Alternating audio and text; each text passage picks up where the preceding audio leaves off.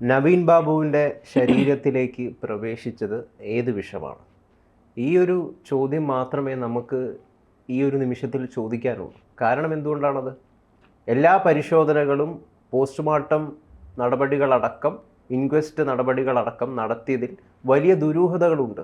അദ്ദേഹം ആത്മഹത്യ ചെയ്തതല്ല എന്ന് വ്യക്തമാക്കുന്ന ഒരുപാട് ദുരൂഹതകൾ ഇതിൽ ഒളിഞ്ഞിരിക്കുന്നത് കൊണ്ട് തന്നെയാണ് ഏതെങ്കിലും ഒരു വിഷം അദ്ദേഹത്തിൻ്റെ ശരീരത്തിൽ പ്രവേശിച്ചതിന് പിന്നാലെയാണ് അദ്ദേഹത്തിന് മരണം സംഭവിച്ചതെന്നും ഈ ഒരു കാരണത്തിൻ്റെ ഭാഗമായിട്ട് അദ്ദേഹത്തെ തൂക്കി ഇടുകയായിരുന്നു എന്നാണ് നമുക്ക് മനസ്സിലാക്കുവാൻ വേണ്ടിയിട്ട് സാധിക്കുന്നത്.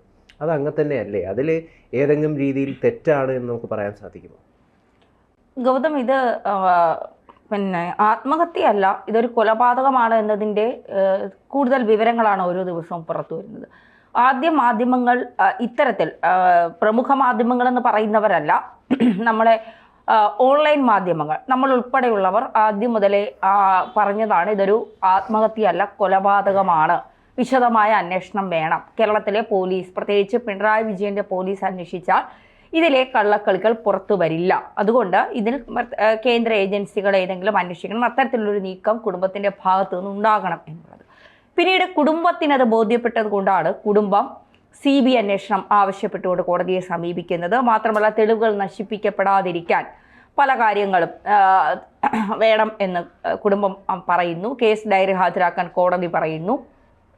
ഇത്തരത്തിലുള്ള നീക്കങ്ങളൊക്കെ കുടുംബത്തിൻ്റെ ഭാഗത്തു നിന്ന് കണ്ടു. പിന്നീട് കുടുംബം പറഞ്ഞു ഇത് കൊലപാതകം തന്നെയാണ്, ആത്മഹത്യയല്ല. പ്രത്യേകിച്ച് നവീൻ ബാബുവിൻ്റെ ശരീരം കുറേ നേരം നിലത്ത് കിടത്തിയതിനു ശേഷമാണ് കെട്ടിത്തൂക്കിയത് എന്നുള്ള ആരോപണം കുടുംബം ഉന്നയിക്കുന്നുണ്ട്. അതൊരു നിർണായകമായിട്ടുള്ളൊരു പോയിന്റാണ്. അദ്ദേഹത്തിൻ്റെ ശരീരം നിലത്ത് കുറേ തവണ കിടത്തിയതിന് ശേഷമാണ് അദ്ദേഹത്തെ കെട്ടിത്തൂക്കിയത് എന്ന് പറയുന്നത്. കഴിഞ്ഞ ദിവസം വീണ മണി മാധ്യമങ്ങൾക്ക് മുമ്പിൽ, ചില ഓൺലൈൻ മാധ്യമങ്ങൾക്ക് മുമ്പിൽ നൽകിയൊരു പ്രതികരണം എന്ന് പറയുന്നത്, നവീൻ ബാബുവിനെ ഏതാനും കൊട്ടേഷൻ സംഘങ്ങൾ കാറിൽ കയറ്റി കൊണ്ടുപോകുന്നത് താൻ കണ്ടു, അതുകൊണ്ട് തന്നെ ഇതൊരു ആത്മഹത്യ എന്നുള്ള ഒരു രീതിയിലേക്ക് കാര്യങ്ങൾ കൊണ്ടുപോകരുത്, ഇതൊരു കൊലപാതകമാണ്, അതിൻ്റെ ഭാഗമായിട്ട് CBI വരണം എന്ന് തന്നെയാണ് അവരും പറയുന്നത്. ഒരു പക്ഷേ നവീൻ ബാബുവിനെ ഈ കൊട്ടേഷൻ സംഘങ്ങൾ കാറിൽ കയറ്റുകയും മറ്റേതെങ്കിലും ഒരു സ്ഥലത്ത് ചെന്ന് അദ്ദേഹത്തിന് നിർബന്ധപൂർവം ഈ വിഷം കഴിപ്പിക്കുകയോ അല്ലെങ്കിൽ അദ്ദേഹത്തിന് കഴിച്ചിരുന്ന ഏതെങ്കിലും ആഹാരത്തിൽ വിഷം ചേർത്ത് അദ്ദേഹത്തെ കൊണ്ടത് കഴിപ്പിക്കുകയും പിന്നീട് മരണം സംഭവിച്ചു എന്ന് ഉറപ്പായതിന് ശേഷം അതേ കാറിൽ തന്നെ, അതേ വാഹനത്തിൽ തന്നെ ഇദ്ദേഹത്തെ ഈ നവീൻ ബാബു താമസിച്ചിരുന്ന ക്വാർട്ടേഴ്സിലേക്ക് കൊണ്ടുവരികയും പിന്നീട് അവിടുന്ന് ഇവർ ഒരു മുഴം കയറിൽ ഇദ്ദേഹത്തെ കെട്ടിത്തൂക്കിയിട്ടതുമാവാം.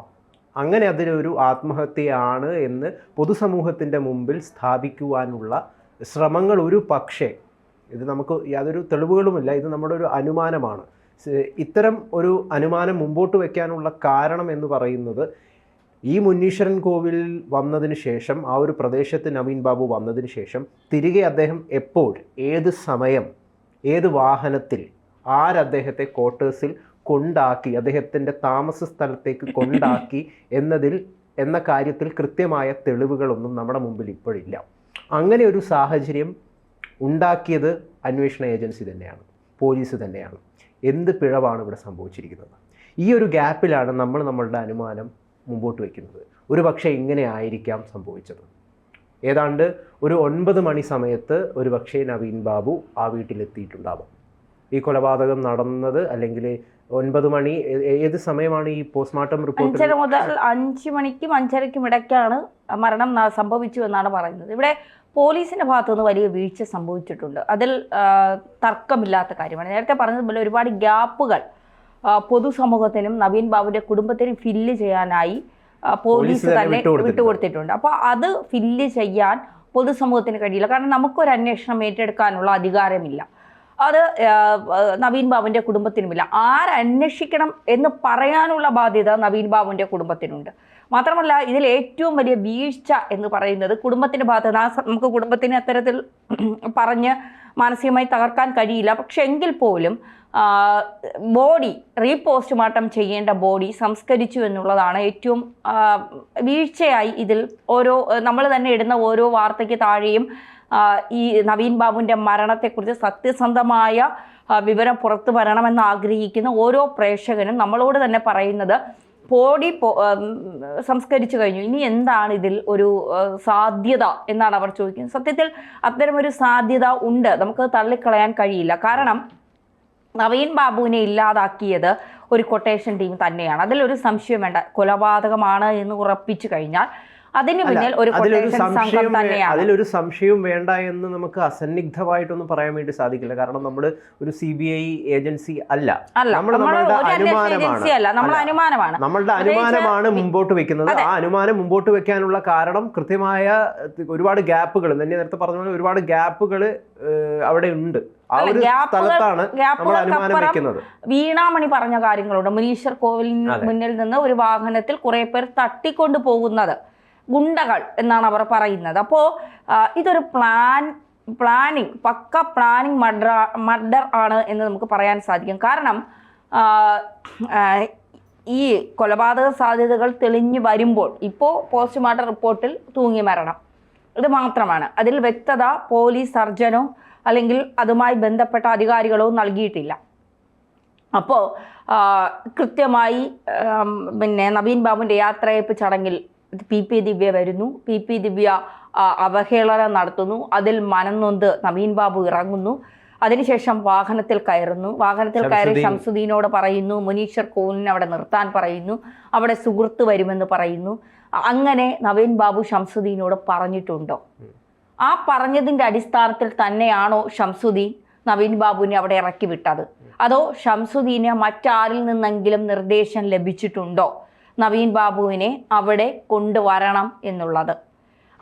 അത്തരത്തിൽ നിർദ്ദേശം ലഭിച്ചതിൻ്റെ അടിസ്ഥാനത്തിൽ നവീൻ ബാബുവിനെ ഷംസുദ്ദീൻ അവിടെ ഇറക്കിയതിനു ശേഷം മറ്റാരെങ്കിലും അവിടെ കാത്തു നിന്നിരുന്നോ നവീൻ ബാബുവിനെ തട്ടിക്കൊണ്ടു പോകാൻ, അല്ലെങ്കിൽ നവീൻ ബാബുവിനെ ഇല്ലാതാക്കാനായി വാഹനത്തിൽ കയറ്റാൻ? ഏത് സമയത്താണ് ഇപ്പോൾ ഗൗതം പറഞ്ഞതുപോലെ ഒരുപക്ഷെ നവീൻ ബാബു ഈ ദിവ്യയുടെ ഈ അധിക്ഷേപം നേരിട്ടതിന് ശേഷം, ആ വേദി വിട്ടിറങ്ങിയതിനു ശേഷം അദ്ദേഹം ആരെയോ ഒരാളെ കോണ്ടാക്ട് ചെയ്തിട്ടുണ്ട്. ഒരു പക്ഷേ ഒരു പ്രധാന നേതാവിനെയോ അല്ലെങ്കിൽ ഏതെങ്കിലും ഒരു പ്രധാന സ്ഥാനത്തിരിക്കുന്നയോ ഒരാളെ ആകാം. അദ്ദേഹം നൽകുന്ന നിർദ്ദേശം എന്ന് പറയുന്നത്, ഞങ്ങളുടെ കുറച്ച് ആളുകൾ നിങ്ങളെ കാണാനായിട്ട് വരും, അവരുമായിട്ട് എൻ്റെ വസതിയിലേക്കോ അല്ലെങ്കിൽ ഞാനുള്ള സ്ഥലത്തേക്കോ വരിക.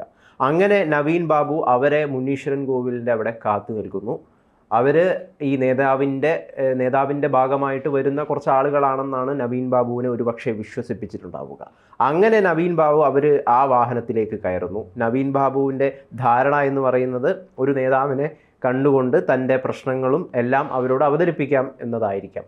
പക്ഷേ ഇവർ കൂട്ടിക്കൊണ്ടുപോകുന്നത് ഏതെങ്കിലും ദുരൂഹമായിട്ടുള്ളൊരു സ്ഥലത്ത് കൂട്ടിക്കൊണ്ടുപോവുകയും അവിടെ വെച്ച് ബോധപൂർവം ഇദ്ദേഹത്തെ കൊലപ്പെടുത്തുവാനായിട്ടുള്ള, വിഷം നൽകി കൊലപ്പെടുത്തുവാനുള്ള ശ്രമം നടന്നിട്ടുണ്ടാകാം. ഒരുപക്ഷെ ഒരുപാട് നേരം ബോഡി അവിടെ കിടന്നതിന് ശേഷം പിന്നീട് രാത്രി ഏറെ വൈകിയതിന് ശേഷം അതേ വാഹനത്തിൽ അതോ മറ്റേതെങ്കിലും ഒരു വാഹനത്തിലോ ഈ ബോഡിയെ ക്വാർട്ടേഴ്സിലേക്ക് കൊണ്ടുവന്നതാകാം. എന്നിട്ട് ഒരു മുഴം കയറിൽ ഇത് അദ്ദേഹത്തെ ആത്മഹത്യ എന്ന് തോന്നിപ്പിക്കാൻ വേണ്ടിയിട്ട് കെട്ടിയിട്ടതോ തൂക്കിയിട്ടതോ ആവാം. അതുകൊണ്ടാണ് പറയുന്നത് ഇവിടെ ഇതൊരു കൊട്ടേഷൻ സംഘമാണ്, അല്ലെങ്കിൽ ഇതിൻ്റെ പിന്നിൽ ഒരു ഗൂഢസംഘം ഉണ്ടെങ്കിൽ അവർക്ക് പല സ്ഥലങ്ങളിലും ചെറിയതായ രീതിയിലുള്ള പാളിച്ചകൾ സംഭവിച്ചിട്ടുണ്ട്.